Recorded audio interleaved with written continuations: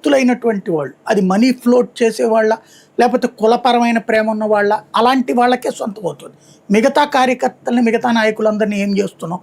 నువ్వు belt shop పెట్టుకో, జనాల్ని తాగబోయిచ్చు. నువ్వు వైన్ షాప్ పెట్టుకో, జనాల చేత ఎక్కువ తాగిపిచ్చు. కావాలంటే బ్లాక్లో అమ్ముకో, లేదంటే బార్ పెట్టుకో. పోలీసులు అంతా నీకు ఇష్టం వచ్చినట్టు ప్రవర్తిస్తారు, నువ్వు చెప్పినట్టే వింటారు. బారు పెట్టుకో, అమ్ముకో. ఇసుకని ఇష్టం వచ్చినట్టు అమ్ముకో, మట్టిని ఇష్టం వచ్చినట్టు అమ్ముకో. ప్రభుత్వ కార్యాలయంలో నువ్వు చెప్పినట్టు వింటారు. సర్టిఫికెట్ కావాలంటే డబ్బులు తీసుకో, లేదంటే కనుక దాని పేరేంటది బిల్డింగ్ కట్టుకోవాలంటే డబ్బులు తీసుకో, దందా చేసుకో. ఇట్లా బ్రతుకు అనేటటువంటి ఒక సరికొత్త రాజకీయం నడుస్తుంది. ఇవన్నిటి గురించి ప్రజలు, ఇది నేరుగా విక్టిమ్స్ ప్రజలు, నేరుగా బాధితులు ప్రజలు. ఇలా బాధితులు చేసుకోవడానికి అనుమతులు ఇచ్చేస్తున్నారు అంతే కదా. ఇప్పుడు జరుగుతున్నది ఏమన్నా కాందేదన్న ఉందా? ఇప్పుడు నేను చెప్పినటువంటి అన్ని ప్రస్తుతం జరుగుతున్నాయా కాదా? బెల్ట్ షాపులు ఉన్నాయా లేదా? వైన్ షాపులు అనేటటువంటిది ఎక్కువ రేటు పెట్టి అమ్ముతున్నారా లేదా?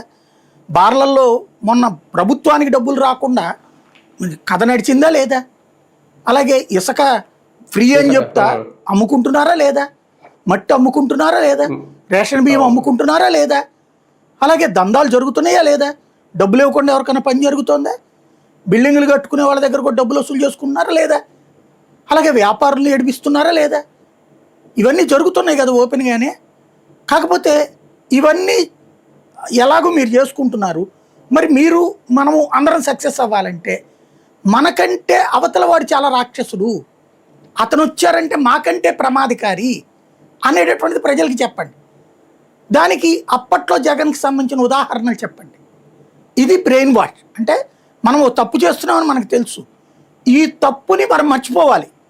మనం చేస్తుంది కరెక్టే, జగన్ అట్టా చేశాడు కాబట్టి మనం ఇట్టా చేస్తున్నాం. జగన్ దగ్గర చాలా డబ్బులు ఉన్నాయి కాబట్టి మనం కూడా డబ్బులు సంపాదించుకోవాలంటే మనం కూడా తప్పుడు పని చేయాలి. ఎందుకంటే జగన్ తప్పుడు పనులు చేసి సంపాదించాడు అని ఆల్రెడీ జనం నమ్ముతున్నారు కాబట్టి మనం కూడా తప్పుడు పనులు చేసి డబ్బులు సంపాదిస్తే తప్పేం లేదు. ఇది ఒక బ్రెయిన్ వాష్ వాళ్ళ కార్యకర్తలను చేయడంతో పాటు ప్రజలు కూడా చేశారు. ప్రజలు ఇదివరకు కరప్షన్ పాయింట్ వచ్చిందంటే చాలా పెద్ద సీరియస్గా తీసుకునేవాళ్ళు. అవినీతి అంశం అనేటటువంటిది ఇదివరకు పేపర్లకు కానీ టీవీలకు కానీ పెద్ద